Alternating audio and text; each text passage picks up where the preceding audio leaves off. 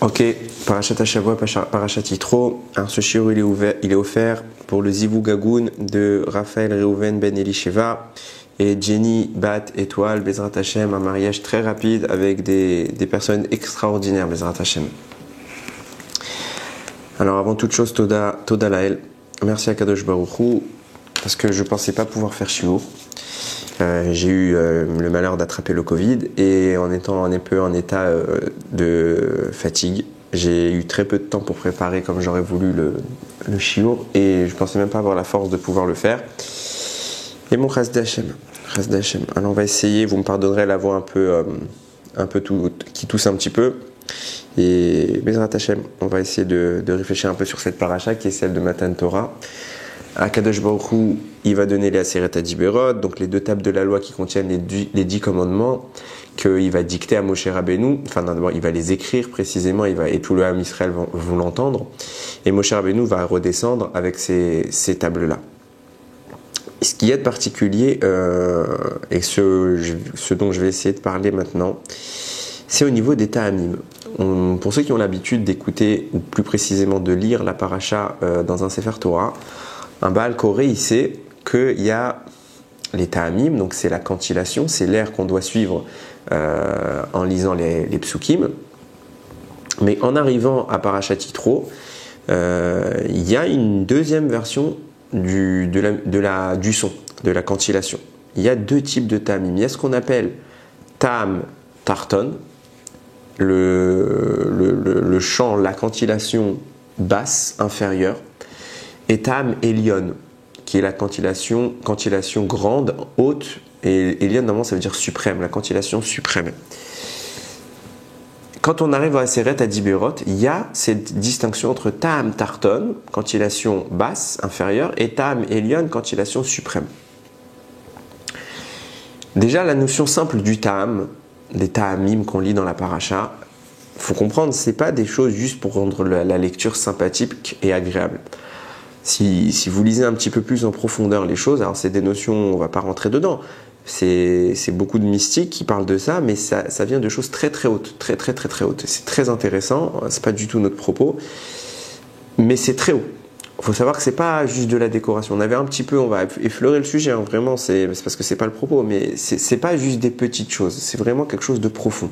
Et s'il existe précisément dans Matan Torah une version avec Ta'am Tarton et Ta'am Elyon, donc la cantillation basse et la cantillation suprême, c'est que il y a quelque chose là-dedans. On change carrément, attention quand on parle pas simplement de changer l'air des mêmes Ta'amim. Non, c'est carrément deux versions des Ta'amim, c'est pas les mêmes signes. Donc non, pour ceux qui ont déjà les choses en tête, quand vous voyez le Chazan qui fait, il a un air, il y a un signe au-dessus, vous prenez n'importe quel livre de Chumash, il y a un signe au-dessus ou à côté ou en dessous des mots qui nous indiquent le chant à suivre. Et bien là, carrément, il y a deux versions des signes. Il y a première version avec Ta'am Tarton, c'est une cantillation, et vous effacez tout ça, vous remplacez par d'autres Ta'amim qui sont différents. C'est même pas les mêmes. Et même si, au niveau il y a des traditions, il y en a qui lisent les airs différents, etc. Mais là, c'est même le signe du chant, c'est pas le même. C'est comme si je vous remplaçais dans Do, Ré, Mi, Fa, Sol, je vous remplaçais les notes. Une fois, j'avais mis une Do et là, je vais mettre un Sol. Il y a pas de... Voilà. Tout est complètement différent. Et puisque on est en train de dire que les Ta'amim évoquent une notion qui vraiment fait dans la profondeur, ça veut dire que là, on va dans la profondeur de la profondeur. Il y a une notion de supériorité de l'air qu'on va faire maintenant dans Ta'am Elyon, qu'on va faire à Kriyat Torah des 10 commandements. Alors, avant d'entrer dans les détails, il faut savoir qu'il y a plusieurs minagim, plusieurs traditions.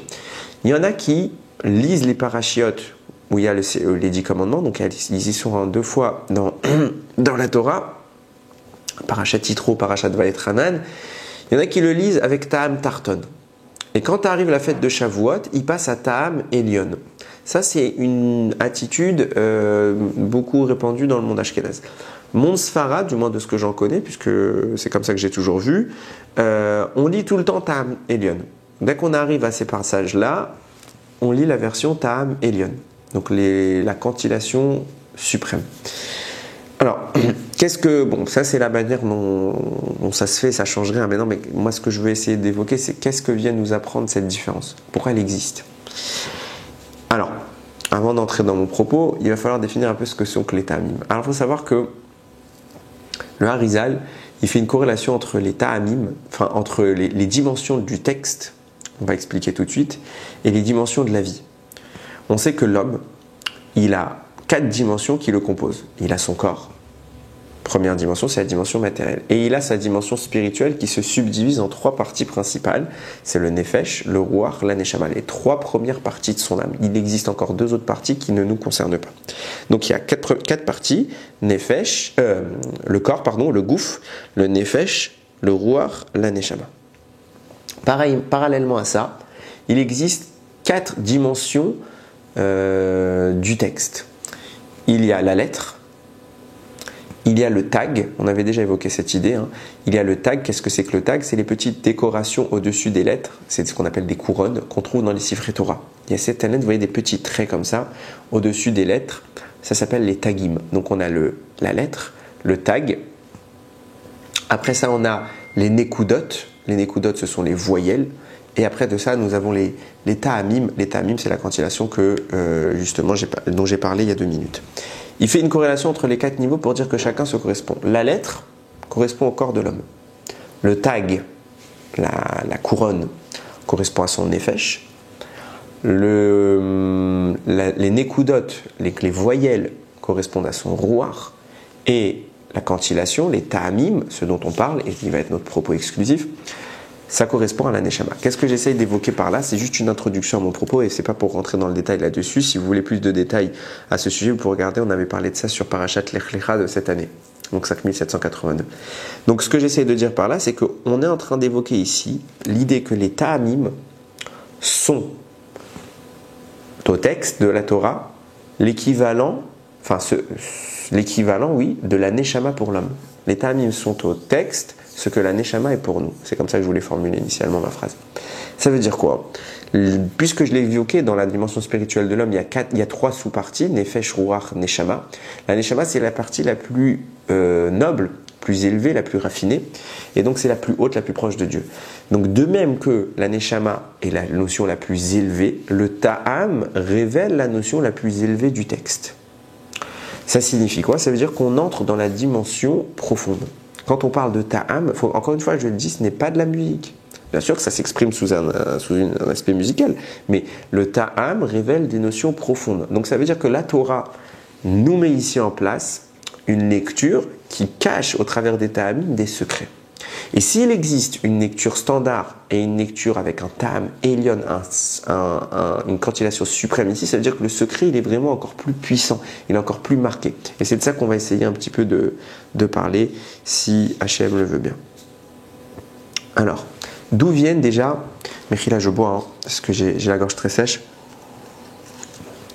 je rassure au cas où, j'ai déjà fait la bracha. D'où vient cette différence? D'où sont venus Ta'am Tarton, Ta'am Elyon dans la lecture des 10 commandements?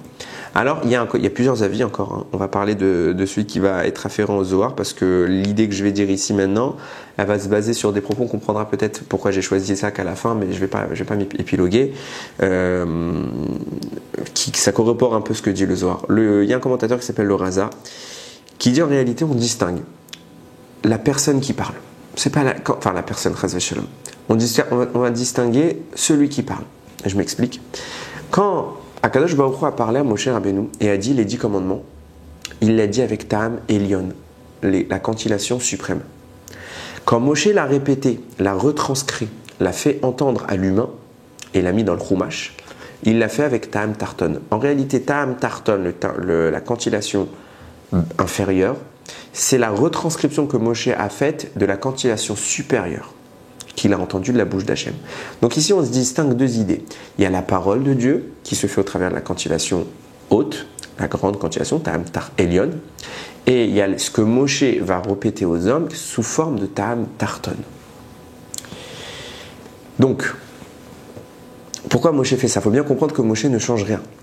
Moshe n'a pas le droit de changer, il a dicté la Torah lui est dictée, il n'a rien changé là-dessus. Seulement, en fonction de l'endroit, on change la manière de faire des choses. On parle ici de quoi?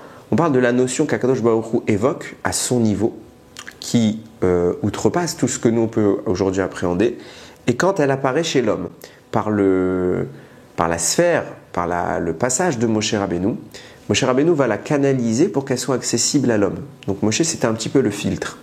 Et le fait qu'elle devienne accessible à l'homme, forcément, c'est une perte d'information.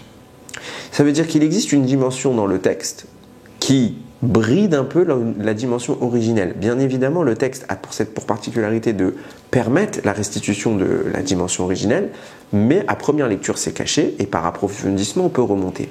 Ce qu'on est en train de dire ici, c'est que les Ta'am et Lyon, c'était la version dévoilée des 10 commandements. Le Ta'am Tarton, c'est la version révélée de ce que Moshe a dit au peuple. Donc encore une fois, on voit bien qu'il commence à s'installer une petite idée de manifestation du secret. Et le Zohar, et c'est sur ça qu'on va commencer vraiment à réfléchir, il dit comme ça. Alors on va vraiment essayer d'expliquer doucement parce que c'est des notions que mamash c'est pas clair, enfin c'est pas des choses qu'on peut recevoir facilement, il faut les répéter. Donc quand vous allez entendre tout ce que je vais dire, déjà Yiratson que Hachem Imed, Beshem Hachem Naseh Venatzliar, que j'arrive à dire les choses sans les détourner, à dire vraiment la Torah. Et après, il faudra les répéter, il faudra les digérer avant vraiment de pouvoir, et c'est bien, faut prendre le temps, il ne faut pas être pressé, pour pouvoir bien les appréhender. Alors le Zohar, il dit comme ça. Les 2 premiers commandements, c'est Anochi Hashem Elokecha. Je suis Hashem, ton Dieu qui t'a fait sortir d'Égypte. Et après, Lo Yelecha Elokim Acherim, tu n'auras pas d'autre Dieu que moi. Ces 2 commandements, nous dit le Zohar, le premier Anochi résume le haut et le bas, le supérieur et l'inférieur, le suprême et j'ai pas l'inverse, mais la notion basse. Il va de haut en bas. Et contenu, il englobe, puisqu'il englobe toute cette verticalité du haut vers le bas, il englobe toute la notion du bien. Tout. Et même les créatures célestes, tout est incorporé dedans. Par contre, le deuxième, Lo Yelecha Elokim Acherim, tu n'auras pas d'autre Dieu que moi, lui représente le bas. Il représente la notion du bas. Et on entre, à ce moment-là, dans le secret de toute la création inférieure. Avant d'aller plus loin dans le Zohar, il faut vraiment qu'on analyse qu'est-ce qu'il est en train de dire ici. Donc on a quoi? On a un texte qui nous explique, donc du Zohar, Rabbi Shimon Bar Yochai, qui dit, voilà, Anochi contient toute la sphère céleste la plus élevée jusqu'à l'extrémité basse, et Lo Yelecha Elokim, tu n'auras pas d'autre Dieu que moi, contient que le bas. Qu'est-ce que ça signifie? Qu'est-ce qu'on essaye de dire par là? Alors il y a une braïta comme ça qui est rapportée dans la Gemara au nom de Rabbi Ishmael, qui dit, il faut savoir que les 2 premiers commandements, on les a entendus de la bouche d'Hachem, Anochi et Lo Yelecha, donc je suis Hachem ton Dieu et tu n'auras pas d'autre Dieu que moi, on les a entendus directement de la bouche d'Hachem, tandis que le reste, on l'a entendu par la répétition de Moshe Rabbeinu. Alors pourquoi ces 2 commandements en particulier sont choisis pour être prononcés par Hachem directement? Réponse, je cite le Maharsha qui le dit, mais il y en a plusieurs qui le disent, même le Zohar le dit ailleurs. Le Maharsha explique qu'en réalité ces 2 commandements-là résument toute la Torah. Anochi, je suis Hachem ton Dieu. Bon, on comprend déjà qu'on est dans les principes de base de la foi, puisqu'on est dans la reconnaissance de Dieu et dans l'exclusion des autres pseudo-divinités. Donc, Anochi englobe toutes les mitzvot positives. Et Lo Yelecha, donc je suis Hachem ton Dieu, ça englobe toutes les mitzvot positives, les mitzvot qui nécessitent une action à faire. Et Lo Yelecha Elokim Acherim, tu n'auras pas d'autre Dieu que moi, englobe toutes les mitzvot négatives, donc tous les interdits de la Torah, tu ne dois pas faire ça, tu ne dois pas faire ça, tu ne dois pas faire ça. Et donc c'est pour ça qu'Akadosh Baruch Hu les a dites directement, parce que ces 2 phrases suffisaient à elles seules pour condenser toute la Torah. Maintenant que je vous ai dit toute la Torah, on peut la répéter par l'entremise de Moshe Rabbeinu. Tout a déjà été dit, maintenant c'est que du détail, tout est déjà contenu. Ceux qui sont capables, ils comprennent, ceux qui ne sont pas capables, on va leur expliquer maintenant. Ce qui est intéressant de voir ici, et il faut analyser les choses clairement, c'est que finalement, on voit que ces 2 lois, c'est les mêmes. Ça veut dire, je m'explique, si j'accepte l'idée qu'il y a un Dieu, un seul, j'exclus tous les autres dieux. Si je refuse cette idée, si je refuse, et pareillement à l'envers, hein, si je refuse l'existence des autres dieux, j'accepte l'existence d'un seul Dieu. Donc encore une fois, on est vraiment dans c'est la même mitzvah, exprimée en version négative et en version positive. Et là, on a donc on va commencer à développer l'idée de ce que c'est qu'une avéra. Vous allez comprendre où est-ce que je veux en venir. Alors, j'avais déjà rapporté ce texte une fois, enfin plusieurs fois, du Chidushei Harim. Le Chidushei Harim, il rapporte que son maître, il avait demandé à son fils combien il y avait d'arbres dans le Gan Eden. À ton avis, il lui pose à son fils, donc le Rav demande à son fils, à ton avis, combien il y avait d'arbres dans le Gan Eden? Le fils, il ne sait pas répondre. Alors, il dit comme ça, voyant qu'il ne sait pas répondre, il dit, a priori, c'est 613. Pourquoi? Parce qu'il y a 613 mitzvot. Et les arbres, c'était les mitzvot. D'où on voit ça, d'où ça tire cette source. Écrit comme ça dans Bereshit. Hashem Elohim ala Adam les morts, Mikol etz hagan achol tochel. Hashem a ordonné, écoutez bien les mots, Hashem a ordonné, c'est pas juste il a parlé, il lui a dit, il a veillé tsav. Tsav, c'est un ordre. Il a ordonné, Hashem Elohim, ala Adam les morts, à l'homme, Mikol etz hagan, de tous les arbres du jardin, achol tochel, manger, tu en mangeras.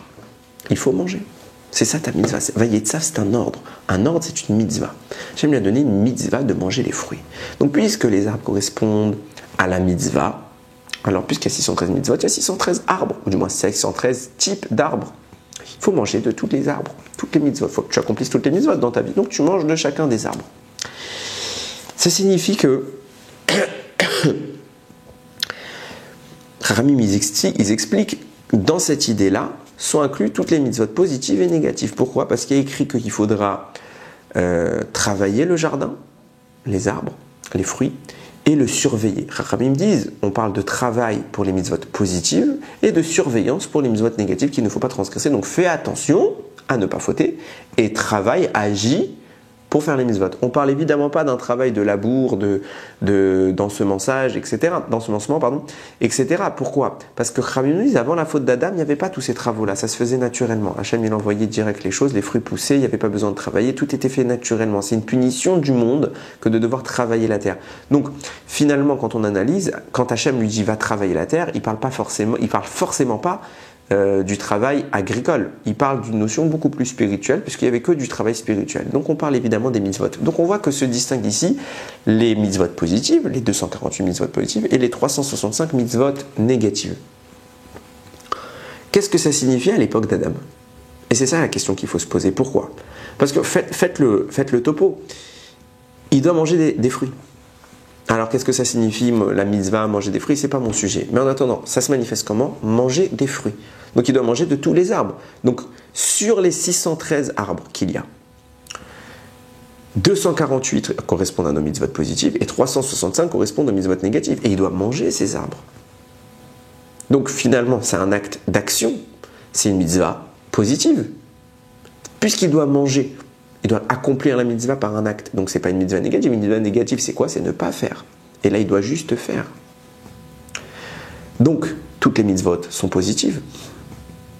Toutes. Sauf une, il n'y a qu'un seul interdit qui est formulé à cette époque, c'est tu ne mangeras pas de l'arbre de la connaissance du bien et du mal. Et même ça, quand vous regardez un petit peu dans les textes de Chachamim, c'est momentané. C'est-à-dire que quand on va passer le temps venu, Adam pourra manger de cet arbre. Il faut juste qu'il patiente. Quelques heures, c'était pas long. S'il avait patienté, il aurait pu en manger. Shabbat entré, il aurait mangé de l'arbre. Donc ça veut dire qu'en fait, quand on analyse les choses, toutes les mitzvot qu'Adam connaît, les 613, s'inscrivent dans une dimension de mitzvat assez, mitzvah positive. Or, deux problèmes. On vient de voir que Chachamim parle de mitzvot positives et négatives déjà à l'époque d'Adam, puisqu'il est écrit qu'il faudra travailler et surveiller, travailler mitzvot positive, surveiller mitzvot négative. Donc, où elle est la mitzvah négative? Alors, on va me dire peut-être c'est l'arbre de la connaissance. Même l'arbre de la connaissance, il finira par le manger, s'il agit bien. Donc, c'est juste une question de temps, il n'y a pas de mitzvot négative. Alors, c'est quoi ces mitzvot qu'on parle des Chachamim? Et deuxième point, pourquoi quand nous, on va recevoir plus tard ces mêmes mitzvot, simplement dans une version différente? Non, puisque l'état du monde change. Pourquoi nous, on a des mitzvot négatives? Pourquoi il y a eu apparition de 365 interdits alors qu'Adam était que dans l'action. Alors qu'est-ce qui se passe ici? Et c'est un peu ce que justement il évoque le Zohar que j'ai cité tout à l'heure. Et c'est ça que je vais essayer de comprendre. À savoir que Anochi, c'est toutes les mitzvot. Toutes les mitzvot. De haut en bas. C'est les dimensions de Dieu que Dieu exprime de sa lumière qui vont de haut en bas. Il y a tout.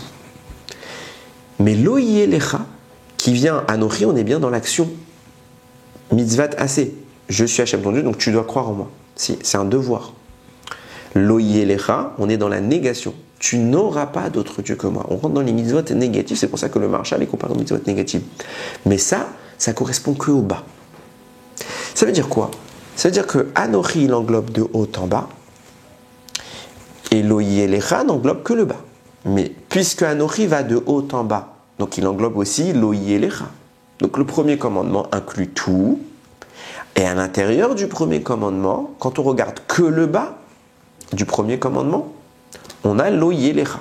Tu n'auras pas d'autre Dieu que moi. C'est bien ce que je disais tout à l'heure quand je disais que l'une est le pendant de l'autre. C'est la même mitzvah, tantôt formulée positivement, tantôt formulée négativement. Et qu'est-ce qui distingue les deux notions? C'est la distance. C'est la position à laquelle on se trouve vis-à-vis du point de source. Plus on est haut, plus on englobe le tout. Mais quand on est bas, on est en bas, ça change. La manifestation du même propos change.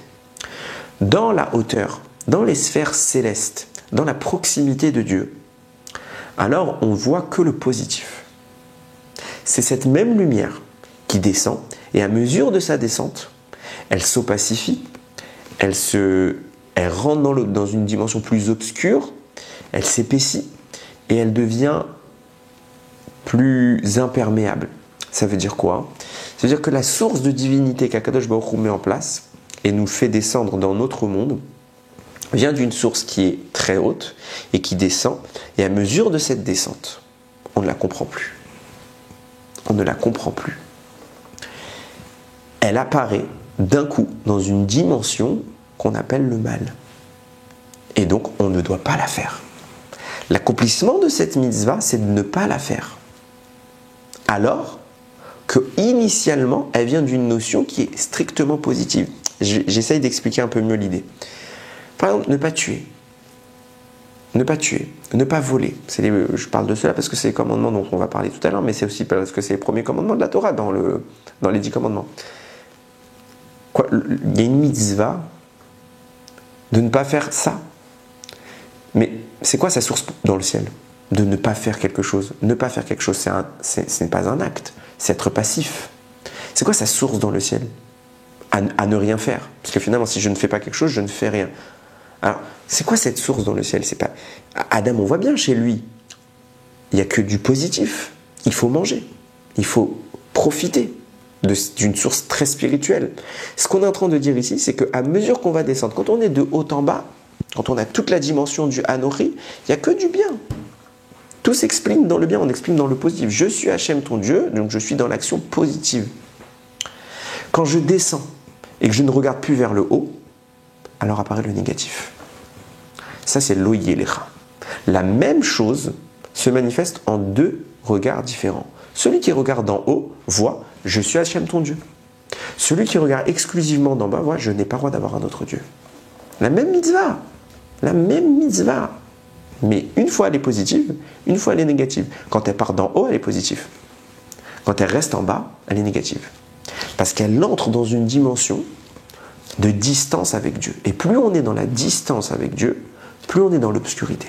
Et comme on rentre dans l'obscurité, on ne voit plus la mitzvah. Et on la voit négativement. On ne la connaît que sous sa forme négative. Que sous cette forme négative. Seulement, sache que l'essence de cette mitzvah, c'est une mitzvah positive. C'est la même mitzvah qui vient d'une action bonne, mais qui se manifeste avec la distance comme quelque chose de faisable que dans le mal.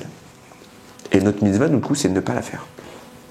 J'espère que j'arrive à expliquer. Je pense qu'on va mieux comprendre par la suite. De quoi on parle? Regardez.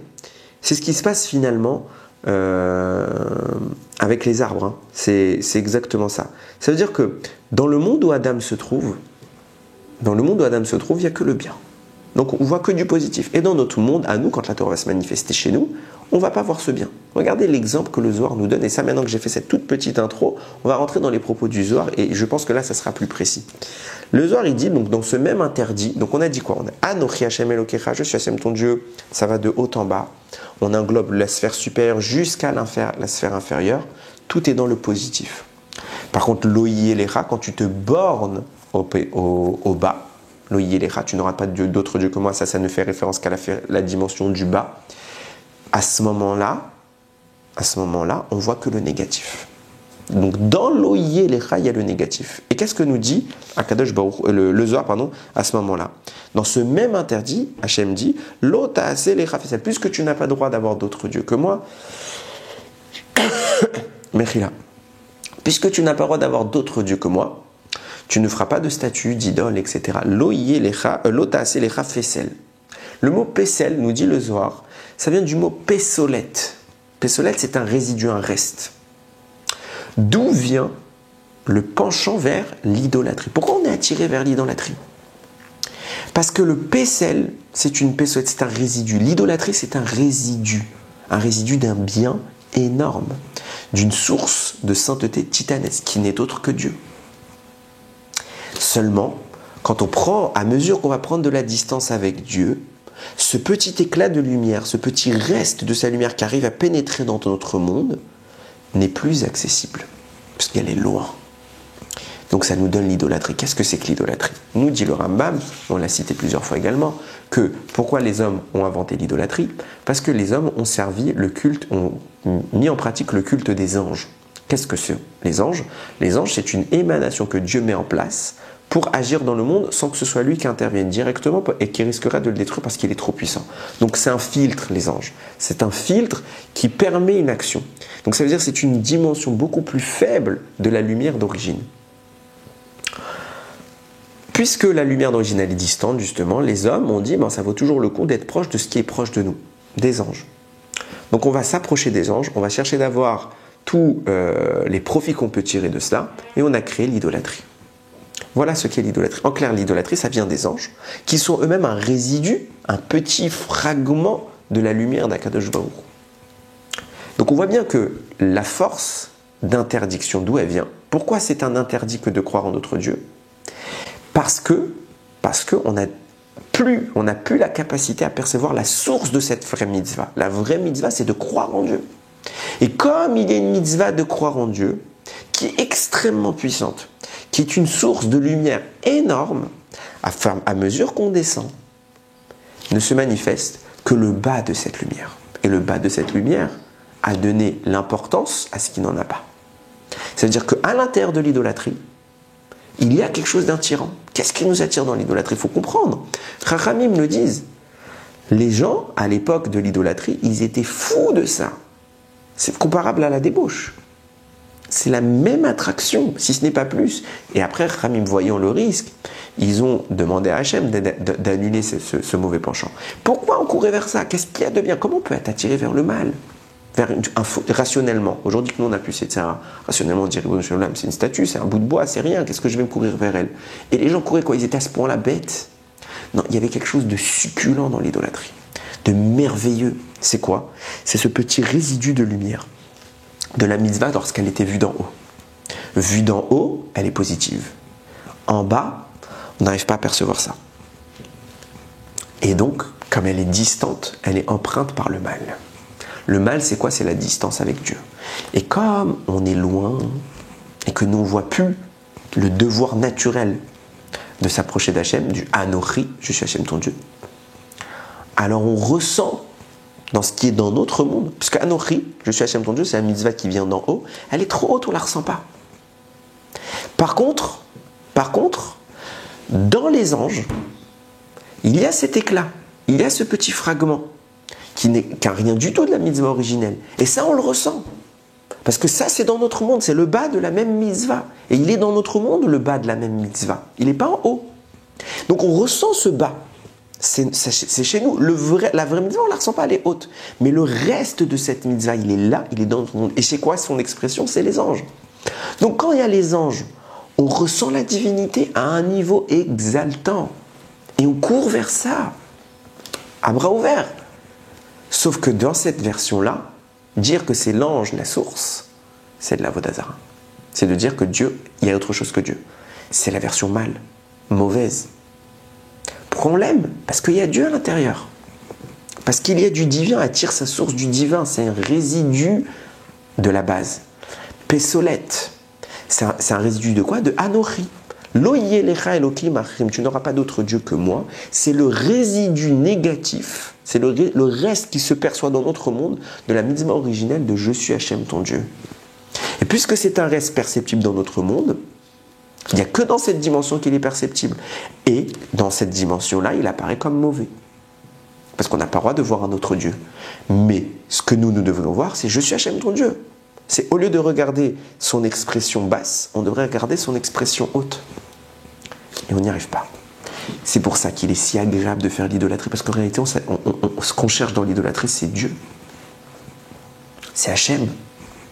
Et ce qui nous plaît dedans, c'est qu'il y a ça. C'est un reste de Dieu. Et c'est merveilleux. Donc, mais comme il n'y a que ça qui apparaît dans notre monde, alors c'est ça qu'on aime. Et Dieu, puisqu'il n'apparaît pas dans notre monde, on ne l'aime pas. On s'en fiche. Je vois une idole, je cours. Je vois le Beth Amikdash, je fuis. Tout l'inverse, parce qu'on est loin. Et c'est ça la Voda. C'est le travail qu'on doit accomplir. On va essayer d'aller un peu plus loin pour éclaircir les choses plus en avant. Ce qu'on a dit là maintenant, c'est vrai. On a dit quoi? On a dit que Lo yelecha elokim acherim, tu n'auras pas d'autre Dieu que moi, inclut toutes les mitzvot négatives. Et que le premier commandement incluait toutes les mitzvot positives. Ça signifie quoi? Bon, ça ne fait qu'élargir le propos. Ça veut dire que les mitzvot positives sont restées dans leur dimension qui vient du ciel, on est bien clair, mais qu'il existe toutes les mitzvot qui sont incluses dans Lo yelecha elokim acherim, toutes les mitzvot négatives qui sont incluses dans le fait de ne pas avoir d'autre Dieu, sont en réalité un résidu d'une mitzvah positive. Il n'y a que des mitzvot finalement positives. Et ce qu'on appelle les mitzvot négatives, c'est celles dont on ne perçoit plus que le résidu. Que le résidu. Et comme le résidu, il est trop loin de la source, il est très éloigné de la source, alors il paraît différent. Il est mauvais. Parce qu'on ne peut plus voir sa source. Et quand on ne peut plus voir la source, on n'a pas le droit d'y toucher. Il faut attendre de percevoir la source. Quand on perçoit la source, il se passe quelque chose d'extraordinaire. C'est que la mitzvah, on la conçoit. Et on ne voit plus l'interdit, on voit l'action à accomplir dans cette même mitzvah. Et le Zohar nous donne encore une fois un exemple. J'espère vraiment, je ne suis pas vraiment dans l'état d'habitude, j'espère que j'arrive à être clair. Qu'est-ce qu'on a dit tout à l'heure? Et c'est ça un peu l'idée de Ta'am Elyon, Ta'am Tarton. Quantillation suprême, quantillation inférieure. En réalité, Moshe Rabbeinu, il entend Ta'am Elyon. Il entend la quantillation suprême. C'est quoi la quantillation suprême? C'est le secret qui se cache derrière toutes les mitzvot. C'est tel que Hashkadosh Baruch Hu la prononce lui-même. Et Hachem, dans le monde où il parle, il est en haut. Donc il parle de la mitzvah originelle. Moshe, quand il le répète, il est en bas. Il est en bas. Donc il parle de la mitzvah telle qu'on l'aperçoit sur terre. Et là, les choses se cachent. C'est plus le même texte. C'est plus le même dévoilement. Et regardez la différence. Ça signifie ce que je suis en train de dire.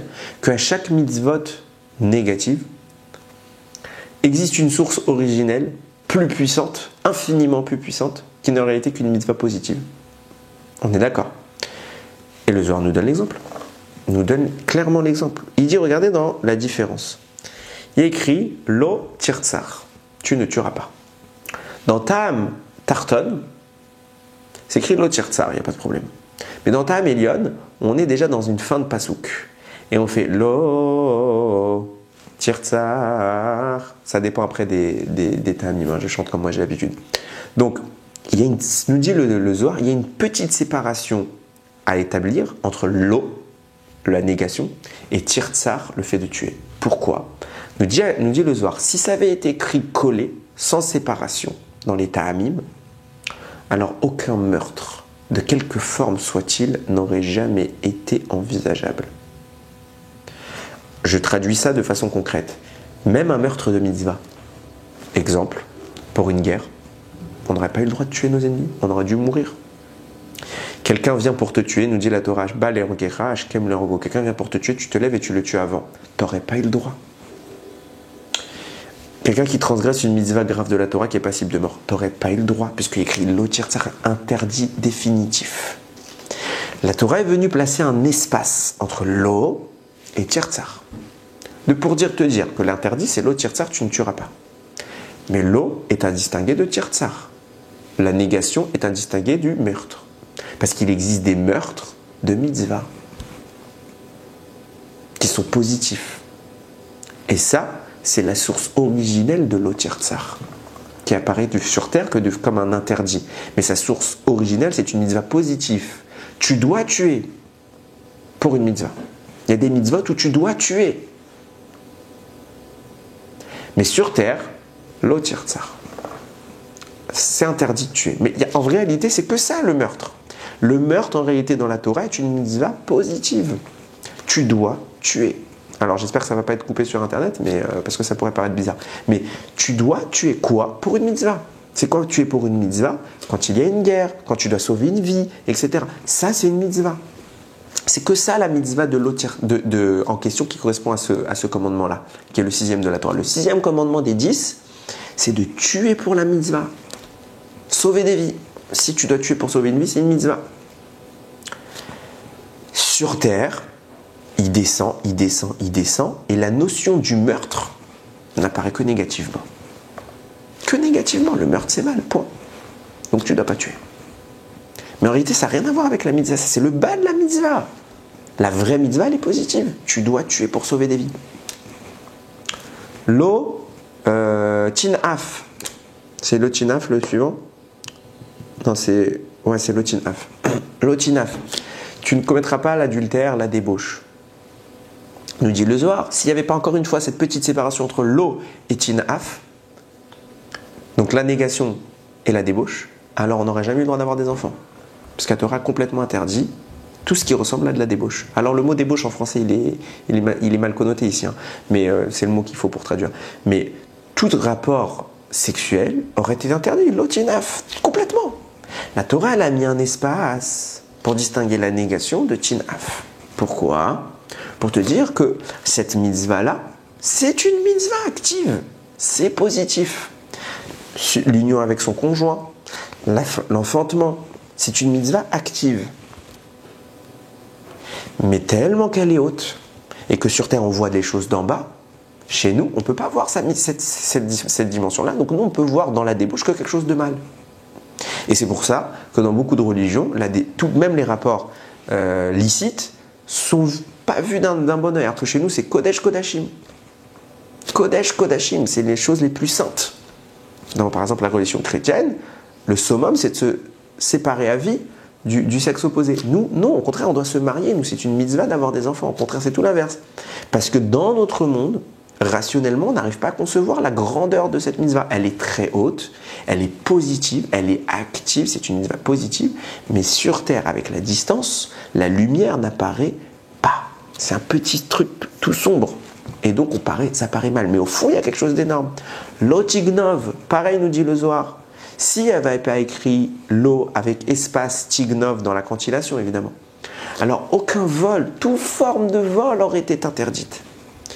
Or, c'est pas ça, il y a écrit lo, tignov, tu ne dois pas voler, mais non, c'est lo, espace, tignov, vol. Il y a quelque chose qu'on doit voler. Il y a quelque chose d'extraordinaire à voler. C'est quoi? C'est le savoir de nos maîtres. On parle d'un vol, c'est-à-dire qu'on a même le droit de ruser pour aller jusqu'à sonder la profondeur du savoir de nos chachamim. On a tous les droits pour avoir l'accès à la Torah. On peut tout faire pour... Attention, pas quelque chose d'interdit, je dis, avec notre rave, on peut utiliser de ruse quand il veut pas, il fatigue, on peut essayer de trouver une solution pour qu'on aille plus loin. Tout est permis parce qu'il faut accéder à cette Torah. Et ça, c'est une mitzvah, c'est tignov. Vole ton rave, vole son savoir, ne le prive pas de son savoir, vole l'accès à ce savoir. C'est une mitzvah, ça c'est la mitzvah positive. Mais sur terre, tellement que ce savoir il est haut et qu'on parle de choses hautes, la lumière elle descend et elle apparaît dans notre sphère que dans l'aspect négatif. Le vol c'est mal. Et c'est vrai que c'est mal. On n'arrive pas à concevoir qu'en réalité dans le vol, il y a une source de lumière énorme. C'est que de ça que la Torah parlait quand elle dit vol. Mais comme normalement, il n'y aurait que ça, voler. Il y aurait dû avoir écrit dans la Torah, il faut voler. Il faut voler. Mais on aurait vu la lumière dont on parle. On parle de voler le savoir de Torah, etc. Mais comme on n'arrive pas à voir le haut, on n'a que le bas, on est dans la dimension du bas. Alors le vol apparaît comme quelque chose de mauvais. Et on ne voit que la dimension mauvaise du vol. Parce qu'elle est loin de sa source. C'est qu'un éclat. C'est un petit éclat dans beaucoup de lumière. On doit attendre. Comme Adam Arishon, on doit attendre. D'être quoi? D'être à la hauteur, d'accéder à cette lumière pour que cette mitzvah négative devienne une mitzvah positive. Qu'elle sorte du loyer lecha, Elokim Achrim, du deuxième commandement de ne pas avoir d'autre Dieu qui inclut toutes les mitzvot négatives, et qu'elle retourne dans son expression première de je suis Hachem ton Dieu, agis. Agis, on est dans l'action. Et finalement, c'est ça tout ce qu'on a dit avec Adam. Adam, dans l'état où il était, toutes les mitzvot étaient positives, il était dans cette version-là. Mais quand nous on parle, quand la Torah nous est donnée, on est dans une sphère beaucoup plus basse. Donc c'est certaines des mitzvot, on n'arrive pas à voir leur origine. Et donc apparaissent négatives. Et donc Hachem nous dit tu ne les fais pas. La mitzvah c'est de ne pas faire. Parce que tu ne vois pas la version positive de cette mitzvah. Parce que toi tu vois que quand on parle de vol, tu vas prendre le bien de quelqu'un. Non, ça tu ne dois pas faire. Tu vois que ça dans le vol, donc tais-toi, tu fais rien. Mais il y a une mitzvah de vol. Il y a une mitzvah de meurtre. Il y a une mitzvah de débauche. Il y a une mitzvah. C'est pour ça que ça s'appelle mitzvah de l'otaase. C'est une mitzvah négative, mais c'est une mitzvah. Parce que son origine, elle est là. D'ailleurs, c'est intéressant de le noter. On dit des 5 premiers commandements qui sont la relation entre l'homme et Dieu. Ben Adam, la makom. Ça régit l'homme et Dieu. Donc, je suis Hachem ton Dieu, tu n'auras pas d'autre Dieu que moi, tu ne prononces pas mon nom avant, tu respectes le Shabbat et tu respecteras tes parents, qui est le palier pour monter vers Akadosh Baruch Hu, vers le respect d'Akadosh Baruch Hu. Donc, on est vraiment dans la relation de Dieu et de l'homme. Les 5 suivants, tu ne tueras pas, tu ne commettras pas l'adultère, tu ne voleras pas, tu ne feras pas de faux témoignages et tu ne convoiteras pas. Ça, c'est une relation entre les hommes. Parce que tout ça, ça se fait entre hommes. Donc la première dimension d'étape de là, c'est une relation verticale. La deuxième est horizontale. Donc les hommes entre eux, tandis que là, on était dans Dieu et l'humain. Et dans cette dimension-là, les 5 premiers commandements, à chaque fois, pour chacun des commandements, vous trouvez systématiquement la mention Hachem Elokecha. Je suis Hachem, ton Dieu. Anochi, Hachem, Elokecha. À chaque fois, vous allez trouver le mot Hachem et Elokecha. Qu'est-ce que c'est que ces deux noms? C'est deux noms de Dieu qui viennent ici exprimer sa manière d'agir, une interaction avec notre dimension. Le premier, Hachem, Yud-Keh-Vav-Keh, relate de la miséricorde et de l'action spirituelle extraordinaire et surnaturelle. Le deuxième, Elohim, relate de la rigueur et de la gestion normale, naturelle du monde. Dans la première phase d'étape de la loi, on a systématiquement les deux. Dans la deuxième phase, on n'a plus rien. Plus une fois ni Hachem, ni Elokecha. Pourquoi? Parce que ce qu'on explique ici, puisqu'on est dans la première table, les 5 premiers commandements, on est dans la relation qui est verticale d'Hachem et de nous. Donc on inclut quoi? Du haut vers le bas. Et puisqu'on est dans le haut vers le bas, alors on a toute la chaîne, tous les étages qui mènent depuis l'action haute vers l'action basse. Tandis que quand on rentre dans la relation horizontale, on ne voit plus Dieu. On ne voit plus la vraie source. On n'est plus dans le haut, on n'est que dans le bas, que dans l'horizon. Et puisque je ne vois plus Dieu, alors Dieu se cache, il n'y a plus cette mention-là. On ne voit que l'aspect négatif des choses. Et c'est pour ça que les 5 derniers sont strictement négatifs. Bien, dans les 5 premiers, il y a du négatif aussi, hein, mais les 5 derniers sont strictement négatifs. Il n'y a plus moite-moite, il n'y a plus de rapport avec Hachem. Parce que, attention, bien sûr, tout est lié avec Akadosh Baruch Hu, mais je ne le vois plus. Quand je respecte mon ami, je ne me dis pas, je suis en train de servir Dieu. Quand je ne vole pas, quand je suis dans le rapport, pourquoi je ne dois pas voler, pourquoi je ne dois pas le tuer, je ne suis pas en train de me dire, je respecte Dieu. Je suis en train de dire, je fais du bien à mon ami. Et c'est bien ça tout le problème. La mitzvah de ne pas tuer, ne pas voler, ne pas convoiter, ça, c'est pas afférent à mon ami, c'est afférent à Dieu. Je dois le faire parce que Dieu me le dit. Et comme j'occulte cette dimension haute, je reste dans la dimension basse, alors je donne ça comme une mitzvah où Dieu se cache. Et je ne vois que l'aspect négatif. D'ailleurs, c'est un texte qui est souvent cité concernant cette paracha. C'est dans sais plus si c'est dans Shabbat ou Menachot, j'ai écrit dans le texte. C'est écrit comme ça. Quand Moshe Rabbeinu il est monté au Har Sinaï, les anges n'ont pas voulu donner la Torah.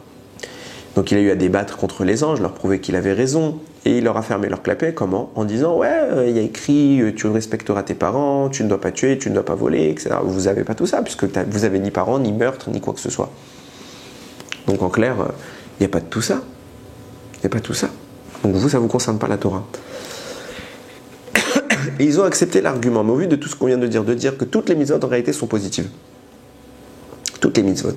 Simplement qu'avec la distance, elles sont négatives. Au final, Moshe, il n'a pas donné un argument pour nous, il a donné un argument contre nous. Le fait qu'il y ait l'interdiction de tuer, le fait qu'il y ait l'interdiction de voler, etc., c'est une faiblesse humaine. Les anges, eux, disposent quoi? Puisqu'ils sont en haut de la version positive de cette mitzvah qui nous échappe, qu'on n'arrive pas à voir. Et puisqu'elle nous échappe, qu'on n'arrive pas à la voir, c'est une grandeur des gens ce que d'y avoir accès. Eux aussi, ils pouvaient les faire, cette mitzvah de ne pas tuer. L'autre tirtzar, ils pouvaient la faire, ils pouvaient tuer. Et à un moment, ils doivent tuer. S'ils doivent sauver des béné Israël ou s'ils doivent agir pour Akadosh Baruch Hu, c'est une mitzvah. Voler. Bien sûr, quand il s'agira de la connaissance de la Torah, ils volent. Etc. etc. Donc il y a la mention positive de cette source originelle de la mitzvah. Donc, en quoi l'argument de Moshe, il en est un? Finalement, le fait que nous, on la voit comme une version négative quand un mitzvah interdite, c'est parce qu'on est faible. Et donc les anges vont dire, justement, si j'ai cette mitzvah, l'otir tsar, je l'ai. J'ai accès, l'otignov, j'ai, ne pas voler, ne pas tuer. J'ai tout ça en version positive. Donc je peux pratiquer ces mitzvot. Vous ne pouvez pas. En quoi c'était un argument que Moshe Rabbeinu il a avancé et qu'ils ont accepté? Finalement, c'est ce qu'on a dit en introduction sur le Zohar.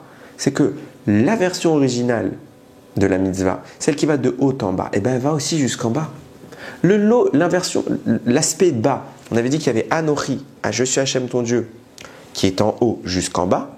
Et dans ce bas-là, intervient tu n'auras pas d'autre Dieu que moi, qui inclut toutes les mitzvot négatives. Mais on voit bien que Anochi, il inclut aussi cette dimension-là. C'est son aspect bas. Et nous, ce qu'on nous reproche, c'est d'être que en bas. C'est d'air. Mais le Anochi part de haut en bas. Et ce que Moshe Rabbeinu il leur dit aux Malachim, c'est ça finalement. Vous prétendez que vous avez le haut. Mais le haut, le Anochi, il va jusqu'en bas. Et vous ne pouvez pas aller en bas.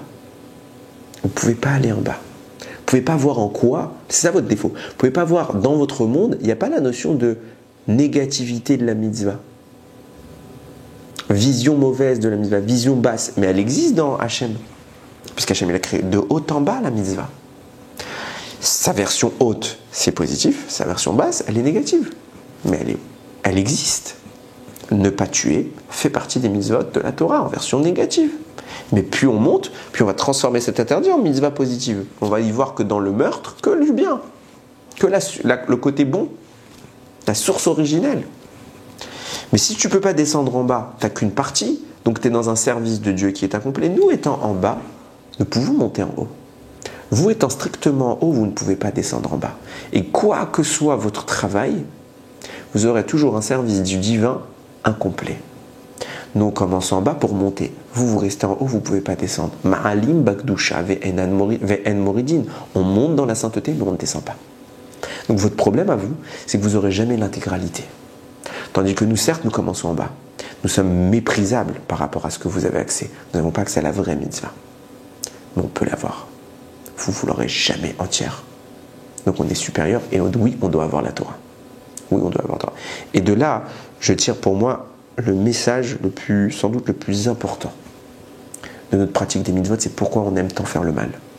Pourquoi c'est agréable de dire du lachon hara, c'est un bonheur. Pourquoi de manger pas kasher, c'est succulent. Pourquoi avoir des relations interdites, ça attire tant. Pourquoi si c'est mal, c'est mal. Le mal, c'est un mensonge. Ça devrait pas se tenir. Si c'est mal, on devrait hurler de douleur en le faisant. Hurler de douleur. Pourquoi Bitoul Torah? Pourquoi regarder la télé, perdre du temps, des heures devant? C'est si génial. Tout ce qui est interdit, c'est bien, c'est bon. Il n'existe, je crois, aucun interdit qu'on se dit « Oh, celui-là, j'ai pas spécialement envie. » Chaque fois, c'est bon. C'est génial. Mais d'où est-ce que c'est génial? Qu'est-ce qu'il y a de génial? On ne devrait pas aimer si c'est mal. Quand on voit objectivement que c'est mal, personne ne dit que c'est bien. Personne. Mais quand on ne voit pas que c'est mal, tout le monde dit que c'est bien. Quand la Torah nous interdit telle et telle chose, on dit tous, mais c'est pourquoi c'est si dur? Alors que c'est génial. C'est génial de faire le mal. Pourquoi on aime faire le mal? La réponse elle est simple. C'est que comme je l'ai dit tout à l'heure, cette mitzvah négative tire sa source de très haut dans le ciel. Une source de lumière violente. Mais on n'y a pas accès. La seule dimension qu'on a accès de cette lumière, c'est ce qui est en bas, tout en bas, tout en bas, tout en bas. C'est sa version négative. Et dans ce mal, on sait qu'il y a une source de positif. On sait que ça vient d'en haut de quelque chose de génial. C'est ça qui nous attire. C'est le bien qui est à l'intérieur. C'est le bien d'où le mal est apparu. Ça vient d'en haut, d'une mitzvah positive. Mais on en est tellement loin qu'on ne voit que le bas. Et pourquoi on veut le transgresser, ce bas? Parce que ça vient de très haut dans le ciel, de quelque chose de très saint. Et notre Neshama, elle est happée par cette doucha-là. Mais ce qu'elle veut, notre Neshama, c'est ce qui est en haut. Et elle le cherche dans la seule dimension qu'elle a accès de cette mitzvah, c'est dans le négatif. Manger pas cachère, ça vient de quelque chose de très haut dans le ciel. Très très haut. Mais sur terre, tout ce qu'on voit de cette chose-là se cache dans le fait de ne pas manger certaines choses. Il y a de la kedusha dans cette mitzvah. Et ce qui nous attire, c'est pas le goût, c'est pas ça qui fait que c'est bon, c'est qu'il y a de la kedusha dans l'interdit. Attention, je ne dis pas que celui qui fait l'interdit attire de la kedusha, au contraire, il attire de la touma, de l'impureté. Mais comme ça tire sa source de quelque chose de très puissant dans le ciel, alors nous on cherche cette puissance. Mais le seul accès qui existe sur terre, c'est sa version négative. C'est ça qui nous plaît. Pas parce que en tant que tel, la Avera nous plaît, c'est ce qu'elle cache qui nous plaît. Mais on n'a pas accès en la faisant, la Avera. C'est pas comme ça qu'on y a accès. Mais c'est pour dire une chose très forte, c'est que si déjà, ce qu'elle cache, ce petit éclat de lumière d'où elle vient, qui apparaît ici sur Terre comme négatif, il nous attire tant. Imaginons ne serait-ce qu'un instant, comment on serait face à la vraie lumière, la version positive de cette mitzvah. On pourrait devenir fou. On pourrait devenir dingue. C'est beaucoup plus fort encore. Le bonheur qu'on a en faisant ces avérotes vient d'un résidu de la mitzvah. Alors qu'est-ce que c'est que la mitzvah? Et c'est ça l'erreur. C'est qu'on n'attend pas le bon moment pour la faire. On n'attend pas. Si on avait attendu, on aurait profité de cette chose de façon licite, de façon amplifiée. C'est exactement ce qu'a fait Adam. Hachem lui dit, tous les mitzvot, tu les fais. 612, sauf une. Une. Parce qu'à ton niveau, elle est négative.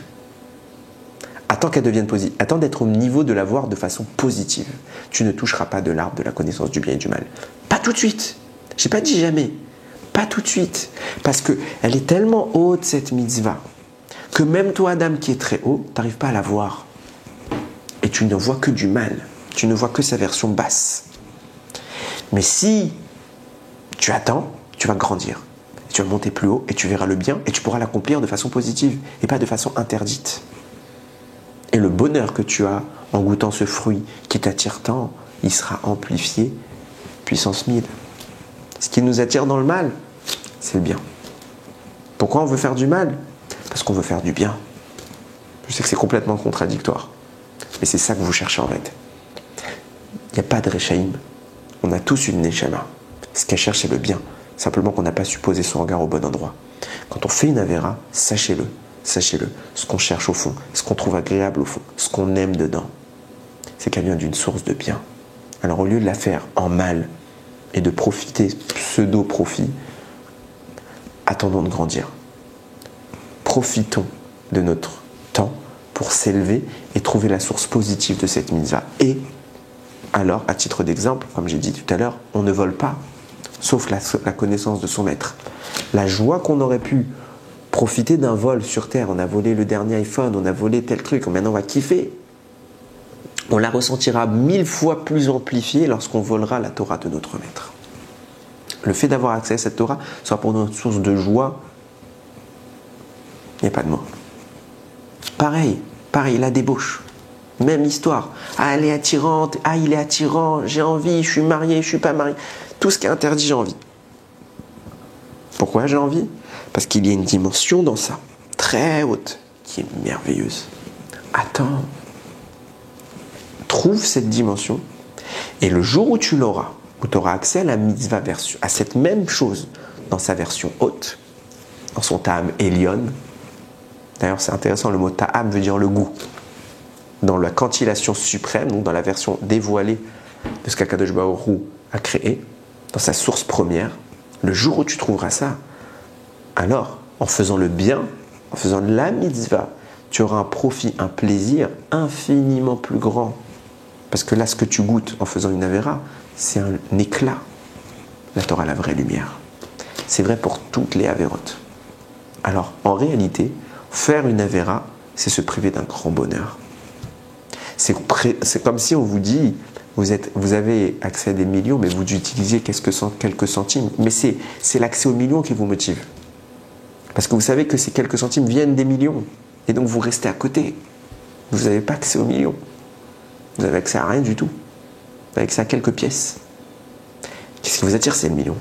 C'est ça qui vous attire dans la vérote. C'est ça qui nous attire. Pourquoi je dis vous, comme si j'étais un tzaddik.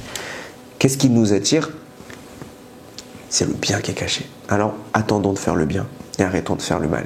Yeratzon qu'Akadosh Baruch Hu nous aide à toujours trouver cette lumière-là et qu'il puisse nous faire profiter de sa pratique, de sa connaissance, de sa Torah au plus haut niveau. Baruch Adonai Leolam. Amen ve Amen.